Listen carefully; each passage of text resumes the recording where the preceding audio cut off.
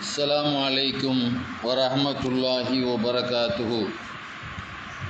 அல்ஹம்துலில்லாஹி ரப்பில் ஆலமீன். வஸ்ஸலாத்து வஸ்ஸலாமு அலா சய்யிதில் முர்சலீன் வ ஆலிஹி வ ஸஹ்பிஹி அஜ்மாயின். அல்லாஹுடைய நல்லடியார்களே, பெரியோர்களே, சென்ற 2 தினங்களாக ஆன்மீக துறையில் அர்ப்பணித்து கொண்ட, அல்லாஹுடைய சிந்தனையிலே உறைந்து கொண்ட, தன்னை அழித்து கொண்ட மனிதர்களை பற்றி, அவர்களுடைய தியானங்கள், திக்ருவை அவர்கள் செய்யக்கூடிய முறை எப்படி இருந்தது என்பதை நாம் சொல்லி வருகிறோம். பகதாதிலே வாழ்ந்த ஜுனைதுல் பகதாதி ரஹ்மத்துல்லாஹி அலைஹி அவங்களுடைய காலத்தில் ஒரு வாலிபர் அவர்களோடு தோழமை கொண்டார். அவருடைய ஜுனைதுல் பகதாதி ரலியல்லாஹு அன்ஹுடைய சபையில் அவர்களோடு நட்பு கொள்ளக்கூடியவராக இருந்தார். அந்த வாலிபருக்கு அல்லாஹுடைய திக்ர் சம்பந்தமான ஏதேனும் அவர் காதில் கேட்டுவிட்டால் அவருடைய உடலில் இருந்து, உள்ளத்திலிருந்து ஒரு உணர்வு கிளம்பி கூச்சலிட ஆரம்பித்து விடுவார். அல்லாஹுடைய திக்ரை பற்றி, அவர் திக்ருடைய சப்தத்தை, அல்லாஹ் சம்பந்தமான அந்த வாக்கியங்களை, திக்ரு சம்பந்தமான வாக்கியங்களை கேட்க ஆரம்பித்தாலே ஒரு வகையான உடம்புலேருந்து சிலர் கத்திடுறாங்கல்ல, அது மாதிரி ஒரு உணர்ச்சி பட்டு கத்த ஆரம்பிச்சிடுவார். அது அவருடைய நிலையை மறந்து கத்த ஆரம்பிச்சிடுவார். அது அவங்களாம் விளங்கி அது வேணும்னு கத்துறது இல்லை. ஒரு நாள் ஜுனைதுல் பகதாதில்லான்னு சொன்னாங்க, இதை மாதிரி நீங்கள் 2வது கத்தினீங்கன்னா என்னோடு நீங்கள் நட்பு கொள்ளக்கூடாது அப்படின்னு சொல்லி சத்தம் போட்டு விட்டாங்க. அதுக்கு பிறகு அந்த வாலிபர் திக்ரு சம்பந்தமான வாக்கியங்களை கேட்க ஆரம்பித்தா அவரால் சத்தம் போட முடியாது. ஏன்னா சத்தம் போட்டால் நான் உங்களுடைய நட்பை முறிச்சிருவேன்னு சொல்லிட்டாங்க ஜுனைதுல் பகதாதி எல்லாம். ஆனால் அவருடைய உடம்பு அப்படியே மாற ஆரம்பிச்சு, சத்தை வெளிப்படுத்த முடியாத ஒரு நிர்பந்தம், அப்படியே அவருடைய உடம்புல மாற்றம் ஏற்பட்டு தன் நப்சை அப்படியே அடக்கிடுவார். எந்த அளவுன்னா அடக்கி அவருடைய ஒவ்வொரு முடியிலிருந்து ரத்த சுட்டு வடியும். நம்முடைய முடியிலிருந்து வேர்வை வடியுதா இல்லையா, அது மாதிரி ரத்த வடிய ஆரம்பிக்குமா. இது எதனால்? அந்த திக்கரை வெளியிட முடியாமல், சத்தம் போட முடியாமல், அங்கே சத்தம் போட்டால் வெளியே அனுப்பிடுவேன்னு சொன்னதுனால சில ஞானிகள் நினச்சிவாங்கன்னா தன்னுடைய நிலையை வெளிப்படுத்தக்கூடாது, நாம் ஒரு பக்தியில் இருக்குங்கிறத காட்டக்கூடாதுக்காக அவங்க அப்படி சொன்னது. ஆனால் அது அப்படியே தன்னுடைய உள்வாங்கி அடக்குனதில் ஒவ்வொரு முடியிலே இருந்து, உடம்புலேருந்து ஒவ்வொரு முடியிலேருந்து ரத்த சுட்டு வடிய ஆரம்பிச்சு. கொஞ்ச நாள் கழித்து இது இப்போது திடீர்னு ஒரு பயங்கரமாக ஒரு சத்தத்தை போட்டு அப்படியே அதில் மூத்தாவே போயிட்டார் அந்த ஞானி. இந்த அளவுக்கு திக்ரில் சில பேர்கள் அப்படியே தன்னை அழித்து கொண்டவர்கள் இருக்கிறார்.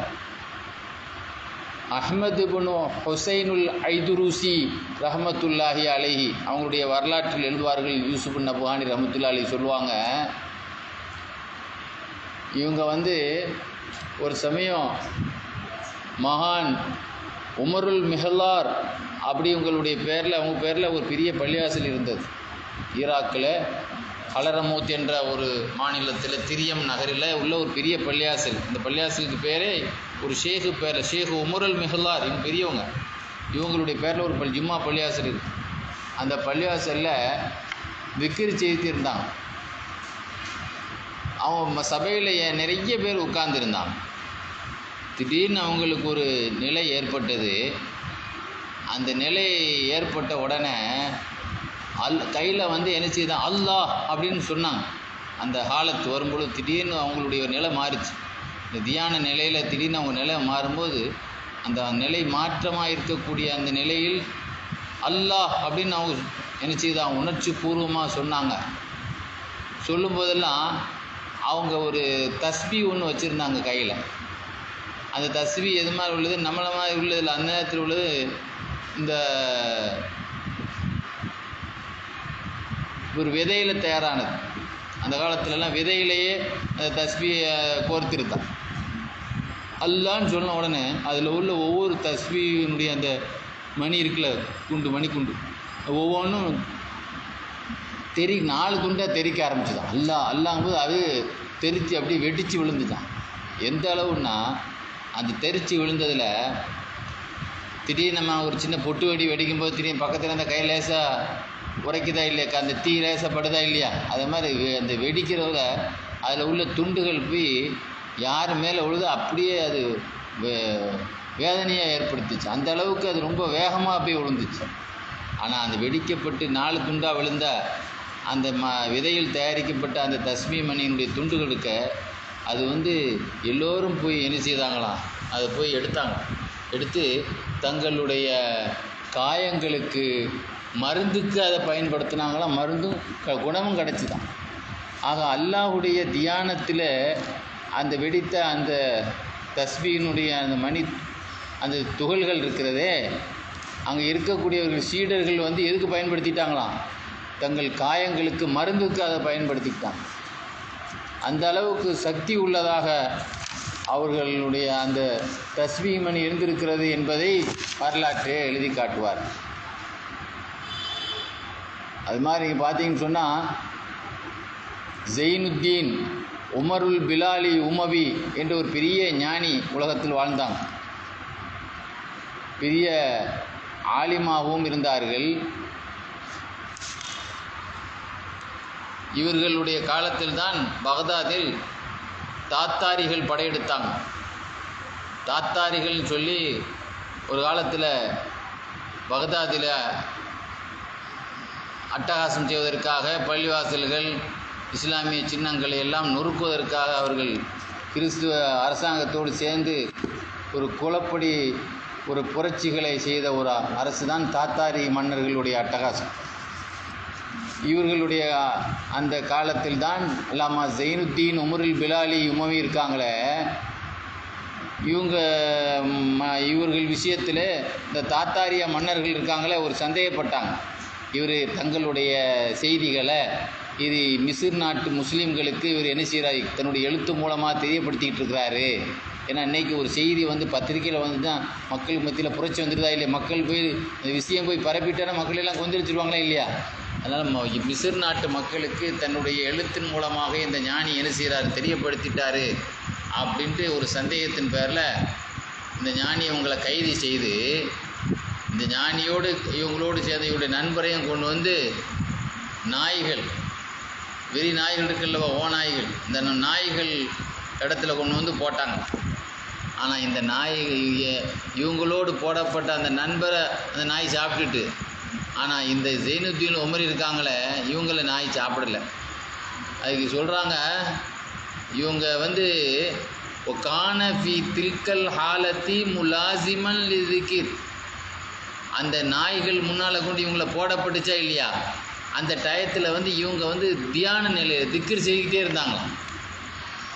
அதனால தான் இவங்க எந்த நாய்களுக்கு போடப்பட்டுச்சோ அந்த நாய் அவங்கள என்ன செய்யலை, ஒன்றுமே செய்யலை. ஹிஜ்ரி 754 ஒபாத்தானோம். அதுபோல் உமர் ரூஷனி ரஹமத்துல்லாஹி அலைஹி மிஸ்ர் நாட்டில் இவர்கள் வாழ்ந்திருக்கிறார்கள். தப்ரேஸில் அஜமி என்ற ஊரில் மிஸ்ர் நாட்டில் வாழ்ந்த மாபெரும் ஞானி தான் உமருல் ரூஷனி ரஹமத்துல்லாஹி அலைஹி. இவங்களுடைய காலத்தில் இவங்க முரீதீன்கள் இந்த செய்யக்கூடிய சீடர்களுக்கு நெருக்கடி கொடுத்தது யாருன்னு சொன்னால் அடுத்த ஆள்லாம் கிடையாது, முல்லா அப்துல் லத்தீஃப் போன்ற ஒரு நீதிபதி, இஸ்லாமிய நீதிபதி. அவர் தான் என்ன செய்தார், குழப்பம் பண்ணார். என்ன குழப்பம் பண்ணார்னு சொன்னால், இந்த ஞானியுடைய திக்ர் மஜ்லிஸ் பள்ளிவாசலில் நடத்தக்கூடாதுன்னு சொல்லி தடை உத்தரவு போட்டார், நெருக்கடி கொடுத்தார். இந்த பெரியவங்களுடைய திக்ர் மஜ்லிஸில் மட்டும் 5000 பேர் கலந்து கொள்வாங்களாம். யார், உமர் ரூஷனி ரஹமத்துல்லாஹி அலைஹி இருக்காங்களே, இவங்களுடைய திக்ர் சபையில் எத்தனை பேர் கலந்து கொள்வாங்க, சுமார் 5000 பேர் கலந்து கொள்வாங்களாம். ஆனால் இவங்களை அந்த பள்ளிவாசலில் ஜாமியுல் கபீர் பெரிய பள்ளிவாசல்னு ஒரு பள்ளிவாசல் தப்ரேஸ் நகரத்தில் இருக்குது. அந்த தப்ரேஸ் நகரத்தில் இந்த ஜும்மா பள்ளிவாசலில் இந்த ஷேகுடைய திக்ர் மஜ்லிஸ் நடத்தக்கூடாதுன்னு சொல்லி தடை பண்ணார் அவர். அப்போது அதனே அந்த ஞானி போய் அவங்கள்ட்ட போய் சந்தித்து நாங்கள் அப்போ அதுக்கு அவர் காரணம் சொல்கிறார்.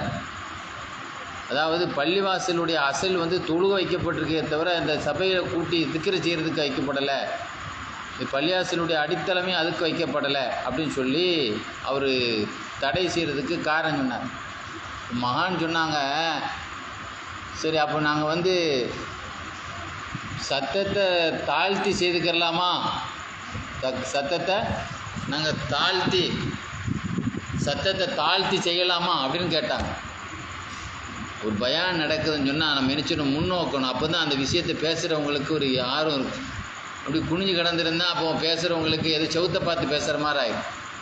ஒரு ஆடியன்ஸ் பேசும்போது ஆடியன்ஸ் இருந்தால் தான் வீரர்கள் உற்சாகமாக விளையாடுவாங்க. குனிஞ்சுக்கு பேசிதான் பேச்சாளர்களுக்கு இன்ட்ரெஸ்ட் இருக்காது. அப்போது தேவைப்பட்டவங்க குறிப்பெடுப்பாங்க. குறிப்பெடுக்கிற நேரத்தில் தான் அதை குனியன் மெத்தர் 24 மணி நேரம் குனிஞ்சுக்கண்டு இங்கே வந்து அவ்வளோ வரியாக பேப்பர் ரிப்போர்ட்டர் மாதிரி எடுக்கணும்னு தேவையில்லை. நம்ம பேசக்கூடிய விஷயம் எல்லாமே எதில் இருக்கிறதுனால, யூடியூப்பில் இருக்கிறதுனால, வாட்ஸ்அப்பில் இருக்கிறதுனால எப்பொழுதும் நம்ம பார்த்து அதை குறிப்பெடுத்துக்கலாம். அது ஒன்றும் அவசியம் இல்லை. அவங்க சொன்னாங்க, அந்த ஷேக் அவங்க சொன்னாங்க, நீங்கள் வந்து நாங்கள் திக்கரை வந்து பள்ளியாசலில் நடத்தக்கூடாது, நாங்கள் சத்தத்தை தாழ்த்திக்கிட்டா, சத்தத்தை மெதுவாக செய்தால் பிரச்சனை இல்லை அப்படின்ட்டார். மெதுவாக செய்தால் பிரச்சனை இல்லைன்னு சொன்ன உடனே தன்னுடைய சீடர்கள்ட்ட சொன்னார், சீடர்களே நீங்கள் என்ன செய்யுங்க, இனிமேல் சத்தத்தை தாழ்த்திக்கங்க, சத்தம் போடாதீங்க, இவருடைய நெருக்கடி இருக்கிறதுனால சத்தம் போடாதீங்க அப்படின்னு சொல்லிவிட்டு, ஏன்னா உங்களுக்கு எவ்வளோ திக்ர் தாக்கத்து இருக்கோ சக்தி இருக்கோ நீங்கள் செய்யுங்க, முடிஞ்ச அளவுக்கு உங்களால் என்ன செய்யுங்க, சத்தத்தை எவ்வளோ குறைக்க முடியுமோ நீங்கள் என்ன செய்யுங்க, சத்தத்தை உயர்த்தி செய்யணும்னு நினைக்கிறவங்க கூட முடிஞ்ச அளவுக்கு எவ்வளோ குறைக்க முடியுமோ குறைச்சிக்கங்க அப்படின்னு சொல்லி, ஏன்னா நமக்கு அனுமதி கிடைச்சதே பெரிய விஷயம் அப்படின்னு சொல்லி தன்னுடைய சீடர்களுக்கு உத்தரவு போட்டான். இதில் என்ன அட்டகாசம் பண்ணிட்டானுன்னா, அனுமதி கொடுக்குற மாதிரி சொல்லுவோம், கனெக்ஷன் கொடுக்குற மாதிரி கொடுத்து பீஸை கொடுங்கன்னு சொல்லுவோமா இல்லையா, அதே மாதிரி அனுமதி கொடுக்குற மாதிரி கொடுத்து அயோக்கியத்தனம் பண்ணிட்டானுவ. இன்றைக்கி எப்படி புதுசாக இயக்கத்தில் உள்ளவங்க திக்ர் மஜ்லிஸுகளை கொச்சைப்படுத்தி அது டான்ஸ் ஆடுற மாதிரி அது நிகழ்ச்சி மாதிரி ஒரு கார்ட்டூன்களை உருவாக்கி தன்னுடைய மாநாடுகளில் அதுக்கு நிறைய குல்லாவையும் தாடியும் ஒட்டிகிட்டு வந்து இப்படி தான் பண்ணுறாங்க, இதுதான் அவங்களுடைய வேலை அப்படின்னு சொல்லி ஏதோ ஒரு சாப்பாட்டுக்காக வேண்டி கூடி ஆடி இருக்கிறாங்க, நடனமாக இருக்கக்கூடியது டான்ஸு அப்படிலாம் கொச்சைப்படுத்தி அதுக்காக வேண்டி குறும்படங்கள் தயார் பண்ணி போட்டு அசிங்கப்படுத்தினாலும் இல்லையா, இந்த மாதிரி இவனுக்கு அப்பன்லாம் அந்த காலத்தில் வந்துட்டான். இந்த மாதிரி உள்ள பெரிய பெரிய ஆட்கள்லாம் அன்றைக்கி என்றைக்காவது இவன் கார்ட்டூன் படத்தோடு குறும்படத்தோடு நின்ட்டான்.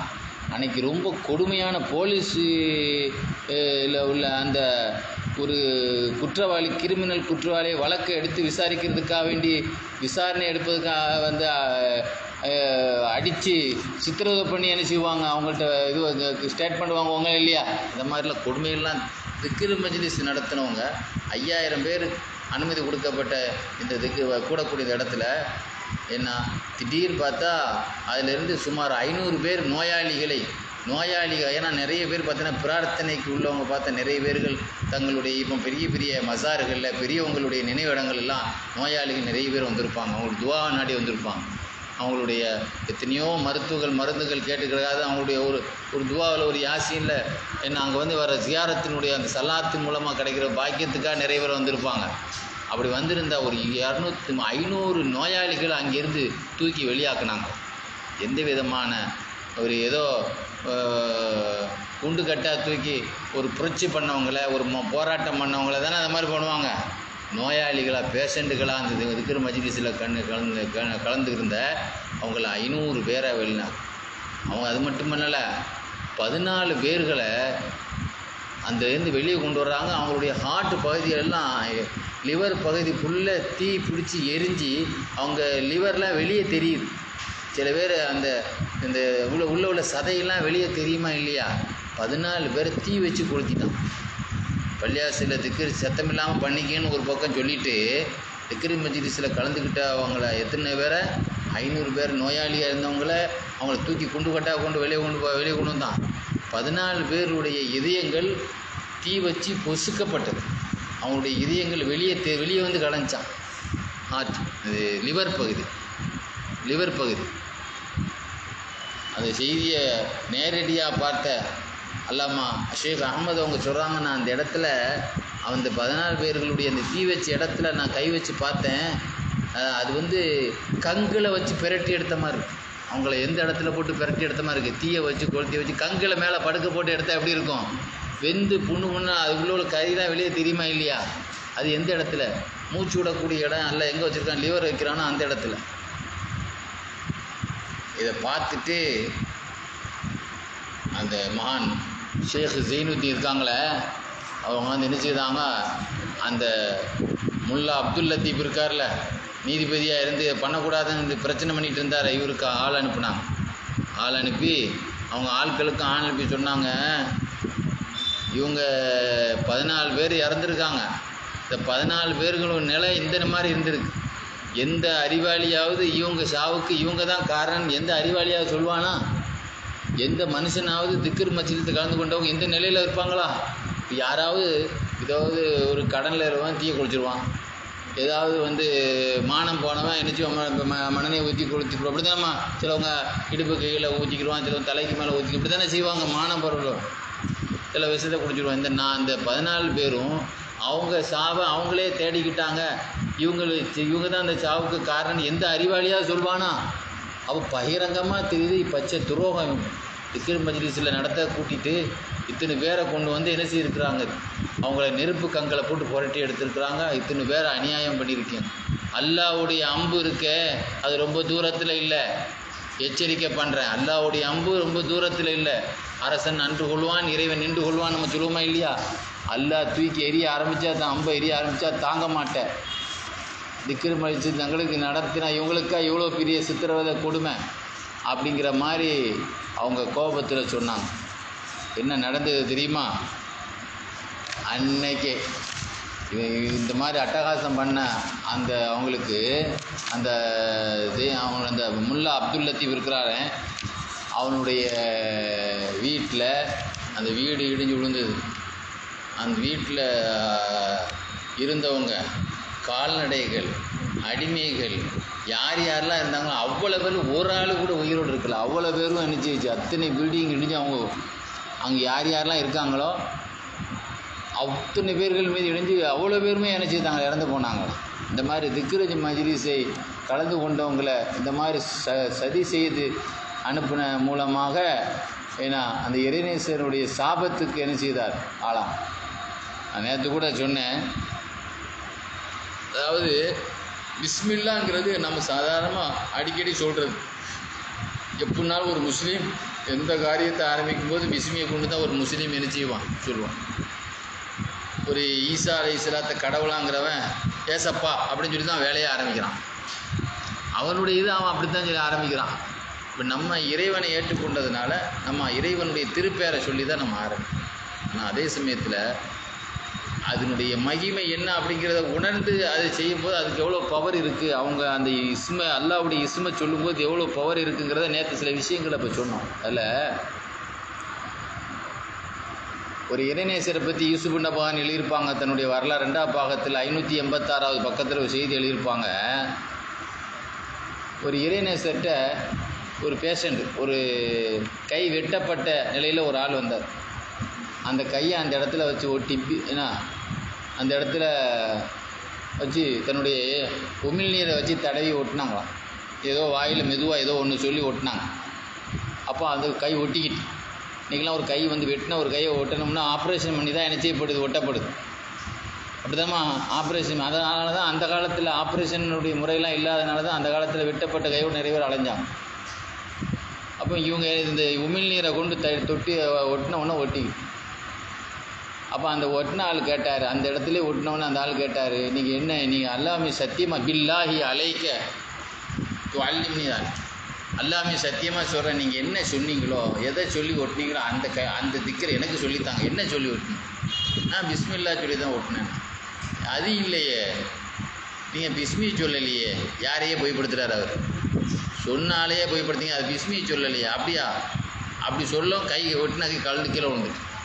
பிஸ்மி வச்சு தானே ஒட்டியே இருக்கிறாங்க.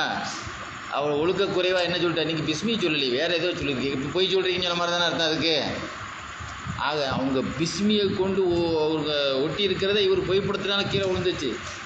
ஆனால் இவர் அலட்சியப்படுத்தினா விழுந்துச்சு. ஆனால் அவங்க அந்த காரியத்தை எதை வச்சு சாதித்து முடித்தாங்க? அல்லாஹ்வுடைய பிஸ்மில்லான்னு சொன்ன உடனே வெட்டிய கையை துண்டான கையை என்ன செய்தாங்க, ஒட்டி காட்டினான். ஆக அதோடைய மகிமை அவன் புரியாமல் இது சாதாரணமானது அப்படின்னு நினச்சி அது இப்போ அவனுடைய நோக்கம் பிஸ்மில்லா வச்சுன்னா அதை செய்ய முடியாது அப்படின்னு அவன் வாயில் சொல்கிற பிஸ்மின்னு நினச்சிக்கிட்டான்.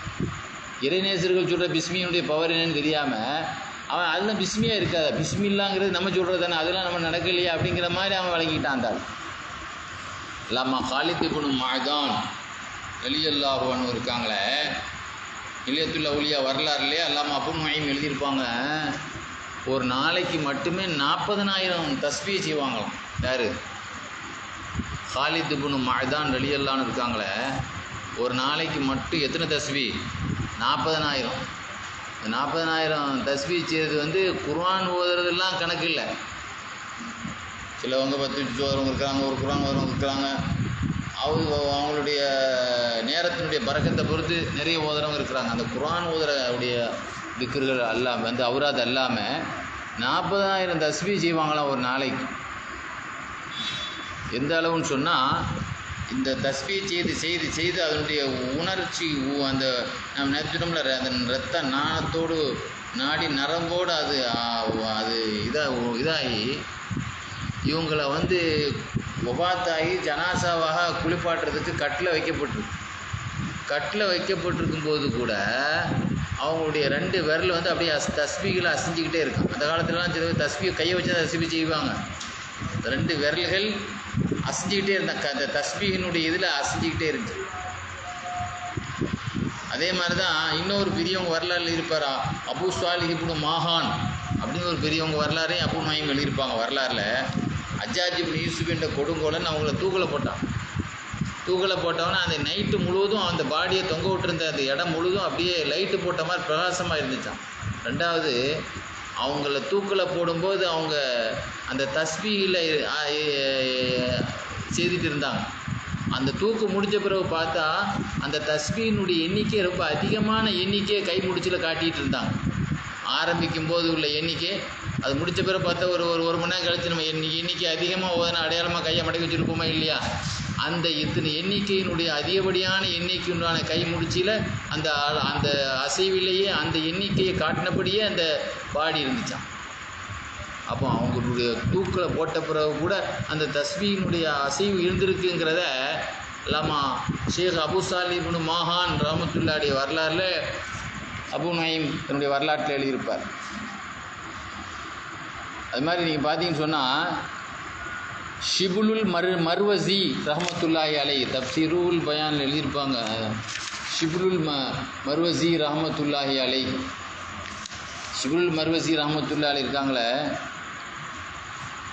இவங்க வந்து தப்சீருல் பயான் உள்ளதில்ல, ஜாமியு கராமாத்துல் அவுலியான கிதாபில் எழுதியிருக்கிறாங்க. யூசுப் நபஹானி மகான் ஷிபுல் மர்வசி ரஹ்மத்துல்லாஹி அலைஹி அவங்களுடைய வரலாறில் எழுதியிருப்பாங்க. ஒரு நாள் கறி சாப்பிடணும்னு ஆசைப்பட்டாங்க. கறி சாப்பிடணும்னு ஆசைப்பட்டு ஒரு அரை வெள்ளி கொடுத்து கறி சாப்பிட ஆசைப்பட்ட இவங்க அரை வெள்ளி கொடுத்து அதை வாங்கிக்கிட்டு வர்ற வழியில் பாதையில் ஒரு கழுகு அப்படி பறிச்சுட்டு போயிட்டு கையிலேருந்து பிடுங்கிட்டு போனவொடனே இவங்க என்ன செய்தாங்க, அப்படி பள்ளியாசலுக்கு போயிட்டாங்க. கறி வாங்க போனவங்க, அரை வெள்ளி கொடுத்து வாங்க போனவங்க வர்ற வழியில் அந்த கழுகு பிடுங்கிட்டு போன உடனே இவங்க என்ன செய்யிட்டாங்க, அப்படி பள்ளியாசலுக்கு தொலை போயிட்டாங்க. தொழுதுட்டு திரும்ப வீட்டுக்கு வர்றாங்க. அவங்களுடைய மனைவி வந்து கறியை கொண்டு வர்றாங்க.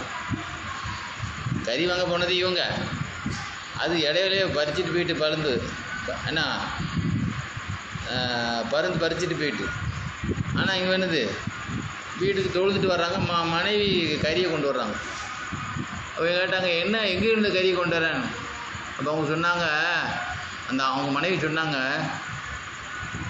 கழுகு இல்லை பருந்து, ஹதாத்துன்னு தான் எழுதுறாரு, பருந்து தான் எழுதுறாங்க. இந்த கறி உனக்கு எங்கே எதுமா கிடச்சிதுன்னு.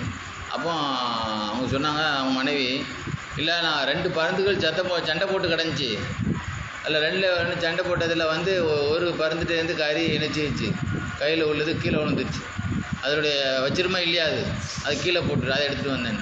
இது யாருக்குள்ளே தான், இவங்கள்டேருந்து பறிச்சுட்டு போச்சா இல்லையா, அதெல்லாம் எப்படி கொடுக்குறாங்க.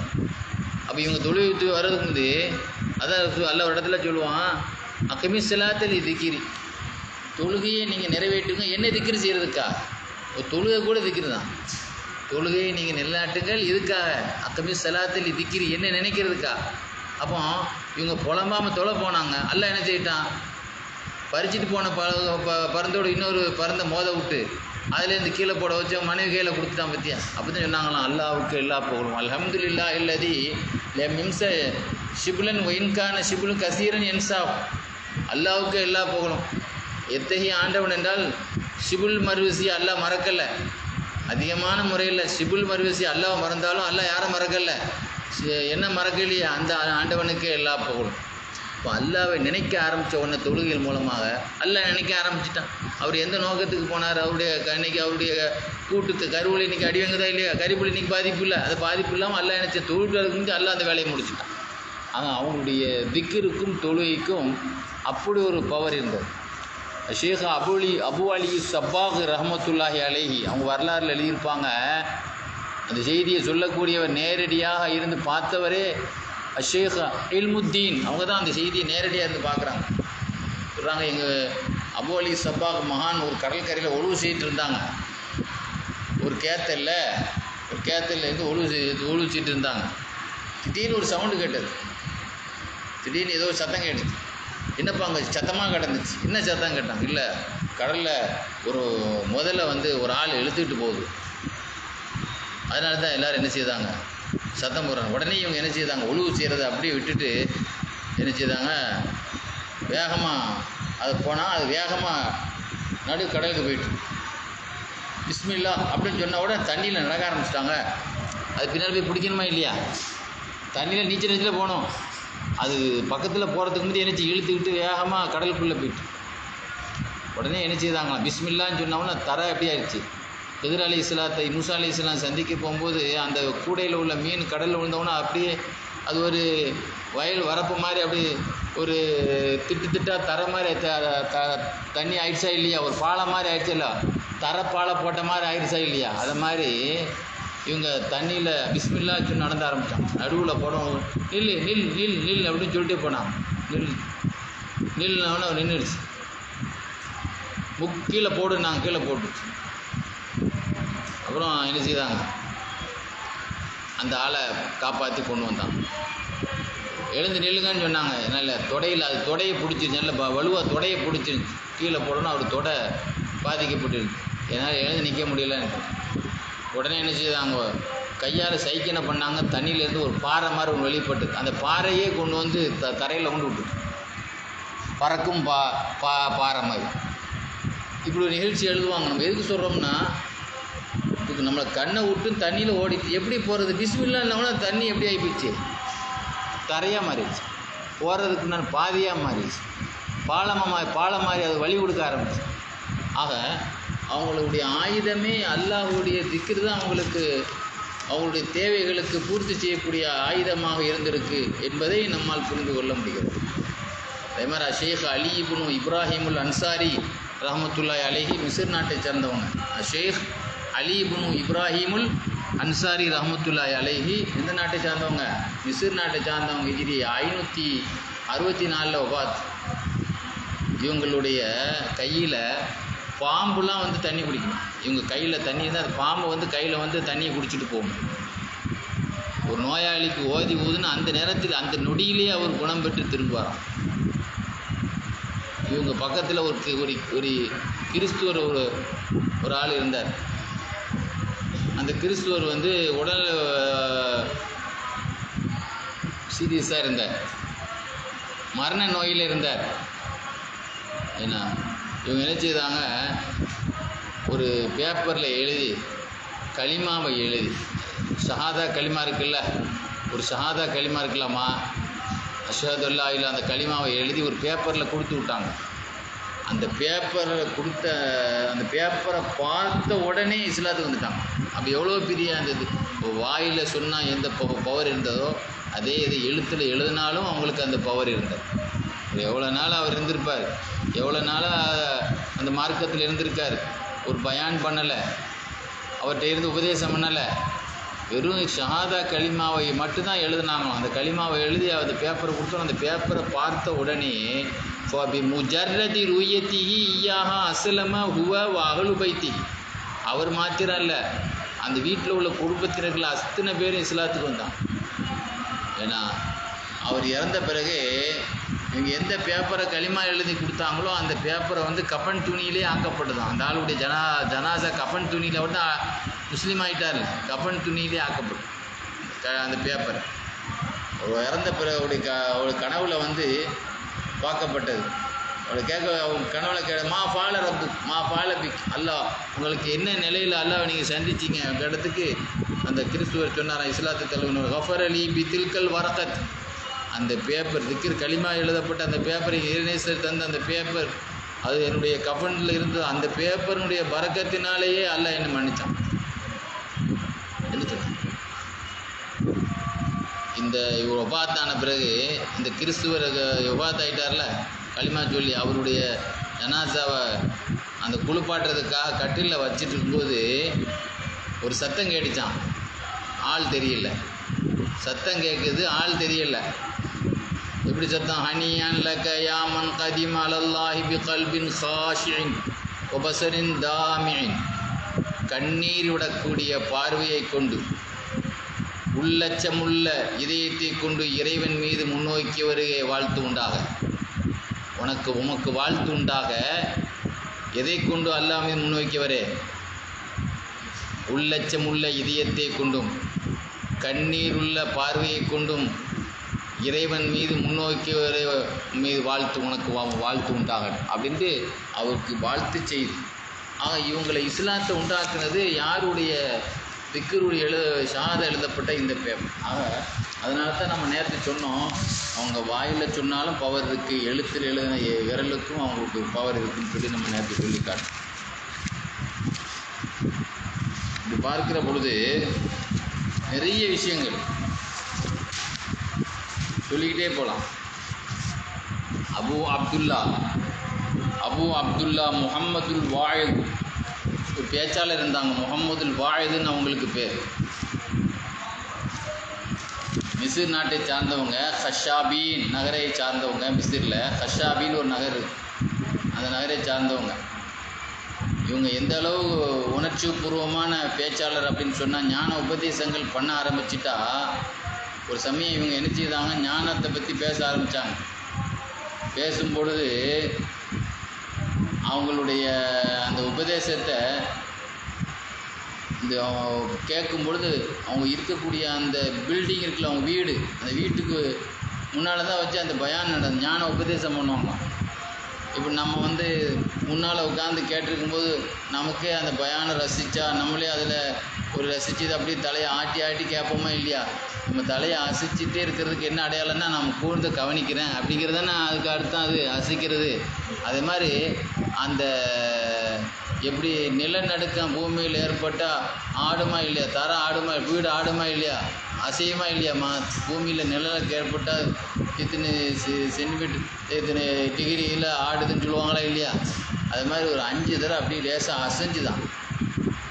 அந்த அளவிற்கு அவங்களுடைய உணர்ச்சி பூர்வமான உபதேசம் இருக்கும் அவங்களுடைய சொற்பொழிவு. அவங்க ஒரு கட்டத்தில் சொன்னாங்க, திக்ர் மஜ்லிஸ்களில் கண்டிப்பாக தீர்ப்பு சொல்லக்கூடிய நீதிபதிகள் கண்டிப்பாக கலந்து கொள்ளணும். ஏன்னா அந்த திக்ர் மஜ்லிஸ் பொதுவாக போலீஸில் இருக்கிறவங்களுக்கு இறக்க குணம் இருக்காது, கல் நெஞ்சமாக தான் இருக்குது. ஏன்னா ஒரே அவங்க அடிக்கிறது, ஏன்னா அவங்கள்ட்ட வந்து ஒரே இதான் போகும், வழக்குகள் தான் போகும். போய் அங்கே போய் என்ன செய்யணும், அங்கே போய் உபதேசம் பண்ணிட்டு தான் அவரை அடிச்சிடுவான். அப்போ அங்கே எல்லாமே ஒரு இறக்க குணம் கல் நெஞ்சமாக இருக்குது. அது மாதிரி தீர்ப்பு வழங்குறவங்க பெரும்பாலும் வந்து பிரச்சனையை தான் எதிர்கொள்வாங்க. அங்கே போய் அவங்க இறக்கத்தை பட்டுருந்தா அங்கே தீர்ப்பு மாறி போயிடும். அப்போ அங்கே தீர்ப்பு கொள்ளக்கூடியவங்களும் என்ன செய்யணும், கொஞ்சம் இறக்கத்தை ஒரு பக்கம் வச்சுட்டு தான் என்ன செய்வான், தீர்ப்பு கொடுப்பான். அப்போ அந்த நீதித்துறையும் போலீஸ் துறையிலையும் இறக்கமானவங்க வேலை செய்ய முடியாது. கொஞ்சம் வேகமாக கொஞ்சம் கல்லஞ்சமாக உள்ளவங்க தான் அவன் என்ன செய்ய முடியும், அந்த விஷயத்தை வந்து அழுகிற மாதிரி ஆக்டிங்லாம் பண்ணுவாங்க. அதில் நம்ம கரைஞ்சி போயிட்டுனா அந்த தீர்ப்பு மாறி போயிடும். பாவம் ஒரு பக்கம் பழி ஒரு பக்கம் போயிடும். அப்போ இவங்க சொன்னாங்களாம், திக்ர் மஜ்லிஸுகளில் கலந்து கொள்ளக்கூடிய நீதிபதிகள் கண்டிப்பாக கலந்து கொள்ளும். ஏன்னா அது கல் நெஞ்சத்தையும் கரைய வைக்கும், கல் நெஞ்சத்தை இலக வைக்கும். ஆக இது யாருடைய திக்ர் மஜ்லிஸ்? இறைநேசர்களுடைய திக்ர் மஜ்லிஸ். இங்கே உள்ள திக்ர் மஜ்லிஸ்கள்லாம் சிரிப்பானியாகவும் ஒருத்தர் கண்ணையும் காதையும் காலையும் காட்டிக்கிட்டு சிரிச்சுக்கிட்டு ஏன்னா ஆக அந்த திக்ர் மஜ்லிஸுகள் அல்ல. அல்லாமா மஅரூஃபுல் கர்ஹி ரஹ்மத்துல்லாஹி அலைஹி இருக்காங்களே, அவங்கள்ட்ட ஒரு ஆள் வந்தார். வந்து சொன்னார், பெரியவங்களே, நேற்று நைட்டு எனக்கு ஒரு குழந்தை பிறந்து, நான் இப்போ உங்கள் எதுக்கு வந்திருக்கேன்னு சொன்னால், பொதுவாக நம்முடைய வழக்கத்தில் இருக்குது, என்ன செய்வாங்கன்னா அந்த புள்ள பிறந்த பிறகு 40 முடிஞ்ச பிறகு சுத்தமான பிறகு என்ன செய்வாங்க, ஒரு பெரியவங்களுடைய மசாருக்கு சியாரத்துக்கு அந்த பிள்ளையை கூட்டிகிட்டு போவாங்க. அப்படி ஒரு வளமை இருக்குது பெரியவங்களுடைய காலத்தில் இருந்து இருக்குது.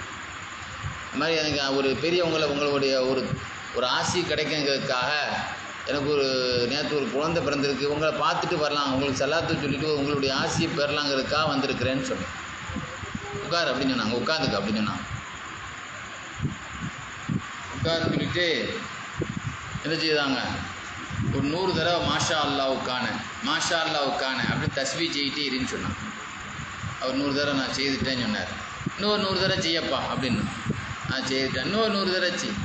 இப்படி ஒரு 500 தடவை அவர் செய்துட்டார். அதுக்கு இடையில் அந்த காலத்தில் இருந்த இஸ்லாமிய அரசருடைய அந்த மனைவி, மன்னர் அபூ ஜாபருடைய மனைவி உம்மு ஜாபர் என்ன செய்தாங்க, அந்த இளவரசிகிட்ட இருந்து மஅரூஃபுல் கர்ஹி ரஹ்மத்துல்லாஹி அலைஹிக்கு ஒரு அன்பளிப்பு வந்தது. ஒரு கடிதமும் அதில் ஒரு பணப்பையும் இருந்தது. அப்போ அந்த பணியாளர் சொன்னார், அரசி உங்களுக்கு தர சொல்லியிருக்காங்க அப்படின்னு சொல்லி மஅரூஃபுல் கர்ஹி ரஹ்மத்துல்லாஹிட்ட அந்த அதில் உள்ள பணப்பையையும் அதில் உள்ள கடிதத்தையும் கொடுத்தார். அப்போ அவங்க சொன்னாங்க, இந்த மனிதர்கிட்ட கொடு, அது அந்த ரூபாயை தந்து மிஸ்கீன்களுக்கு கொடுக்கறதுக்காக வேண்டி என்ன செய்யிருக்கார், நீங்கள் கொடுக்கறதுக்காக சொல்லியிருக்கிறார் அப்படின்னு. அப்போ அவங்க சொன்னாங்க, இந்த ஆள்கிட்ட கொடுப்பா அப்படின்னு. இல்லை, இதில் 500 ரூபா இருக்குது, 500 வெள்ளியமாக அவருக்கு கொண்டு கொடுக்க போகிறீங்க அப்படின்னு கேட்டான். 500 காசு இல்லவா, தங்க காசு வந்து ஒரே ஆள்கிட்டே கொடுக்க வச்சுருக்கீங்களே. அவர் 500 தடவை அல்லா மாஷா அல்லாவுக்கான எத்தனை தடவை சொல்லியிருக்காரு, 500 தடவை சொல்லியிருக்கார். அப்போ அதை வாங்கிட்டு அவர் போயிட்டார். அப்போ அந்த அரசாங்க தூதுவர் போயிட்டார். கூப்பிட்டு சொன்னாங்களாம், அந்த திக்ர் செய்தவட்ட, நீ 500 நிறுத்தின, நீ 500க்கு மேலே சொல்லியிருந்தால் இதை விட அதிகமாக உனக்கு நம்ம தந்துருப்போம். அதுதான் அல்லாஹ் குர்ஆனில் சொல்கிறான். நீ என்ன நினச்சா நான் நினைப்பேன்னா, நம்ம அதிகமான முறையில் அல்லாஹ்வுடைய பாருங்க, குர்ஆன் அதிகமாக ஓதுறவங்களுக்கு தரித்திரியம் இருக்கவே செய்யும். குர்ஆனுங்கிறது அது ஒரு பரக்கத்தானது. குர்ஆன் ரொம்ப பரக்கத்தானது. அதனால தான் ஆப்சாமார்கள்லாம் ரமலானில் குர்ஆன் ஓதி தொழுவிக்கிற அந்த மாதத்தில் ஆப்சாமார்களுக்கெல்லாம் பரக்கத்தாக இருக்கும். அந்த ஒரு மாதம் ரமலான் தராவியுடைய வருஷத்தில் எல்லாருமே லட்சமாக அள்ளிட்டு வர்றாங்க. அது ஒரு பரக்கத்தானது. அந்த ரமலானுடைய அந்த இறங்கின அந்த குர்ஆனை ரமலான் அதிகமாக ஓதுறாங்களா இல்லையா ஆபிலுக்கு. அதே மாதிரி நீ அதிகமாக திக்ர் செய்திருந்தால் 500 தாண்டி இருந்தால் உனக்கு கேஸ் அதிகமாக இருந்துடும். நீ 1000 கவரில் 1000 வந்திருக்கும். நீ 500 எடுத்துகிட்டு உனக்கு 500ஓடு வந்திருக்குன்னு சொன்னான்.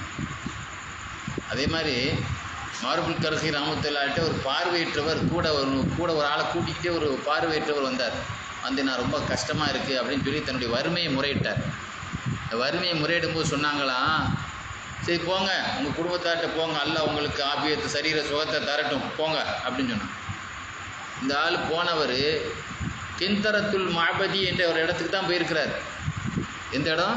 கிந்தரத்துல் மாபதி. அந்த இடத்துக்கு போனவொடனே பின்னால் ஒரு ஆள், பெரியவரே பார்வையற்றவரே நில்லுங்க, உங்களை தான் நில்லுங்க அப்படின்னு ஒரு ஆள் பின்னால் குதிரையில் அங்கேருந்து ஓடியே வர்றார். கொஞ்சமே இல்லை, பார்வையற்றவரே நில்லுங்கன்னு வந்த உடனே அந்த வந்தவர் என்ன செய்தார், ஏன்னா அவங்க கையில் வந்து ஒரு பணப்பையை கொடுத்தார்.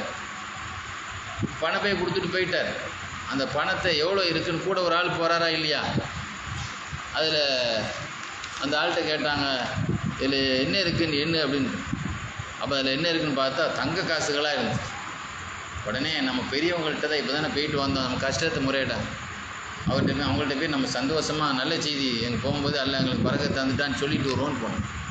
இவங்க போனால் அவங்க போனவொடனே அவங்க சொன்னாங்க, எதுக்கு வந்தீங்க, போங்க போங்க அல்ல உங்களை பிறகு சரி சுகத்தட்டு போ, உங்களுக்கு தான் ஏன்னா கிடச்சிச்சில, உங்களுக்கு தான் என்ன கிடைச்சிது, நல்ல செய்தி கிடச்சிச்சில, திரும்ப போங்க, எதுக்கு வந்தீங்க, உங்கள் தேவை தான் நிறைவேற்றப்பட்டு போச்சே. நீங்கள் போத முந்தே சொல்லிட்டாங்க, உங்கள் தேவை தான் நிறைவேற்றப்பட்டு போச்சே, போங்க மாஷா அல்லாஹ் சொல்லிக்கிட்டே இருங்க அப்படின்னு சொன்னான். அப்போது நாம் எத்தனையோ தடவை இல்லை லட்சம் தடவை சொன்னாலும் ₹1 காசு கூட கிடைக்க மாட்டேங்குது. ஆனால் அவங்களுடைய வாயிலிருந்து சொல்லி கொடுத்த அந்த திக்ர், அவங்க வாயிலிருந்து அப்துல்லா இப்னு மசூத் ரலியல்லாஹு சொல்லுவாங்க, 70 சூறாவை ரசூல்லா வாயிலிருந்து எனக்கு நேரடி, எனக்கு 70 சூறாவுக்கு அவங்களே குரு, அவங்களே எனக்கு குருநாதர்பான். அப்போ அல்லாட்ட இருந்தே ஓதனை என்ன பவர் ஜிப்ரீல் அலைஹிஸ்ஸலாத்துக்கு இருந்துச்சோ, அதை கேட்ட ரசூல்லாவுக்கு என்ன இருந்துச்சோ, அந்த அப்துல்லா இப்னு மசூத் ரலியல்லாஹு ஓதுடைய ஓதலுக்கு இந்த உலகத்தில் வேறு ஆள் ரசூல்லாட்ட கேட்ட ஓதல் வேறு மற்றவங்கள்ட்ட இருந்து மற்ற சாதாரண ஆள்கிட்ட இருந்து கேட்ட பவருக்கு எவ்வளோ பவர் வித்தியாசம் இருக்குது. 1500 வருஷத்து டிஃப்ரென்ஸில் ஓதுறதுக்கும் அந்த அல்லாஹ்வுடைய ரசூல் வாயிலிருந்து அந்த மாணவர் வாயிலிருந்து கேட்ட அந்த பவர் அப்படியே இருந்திருக்கும். அல்லாஹ் சுப்ஹானஹு வ தஆலா நம்முடைய குர்ஆனையும் திக்ரையும் அப்படி ஒரு பாக்கியத்தை தருவானாக. வாஹிர் தாவான் அல்ஹம்துலில்லாஹி ரப்பில் ஆலமீன்.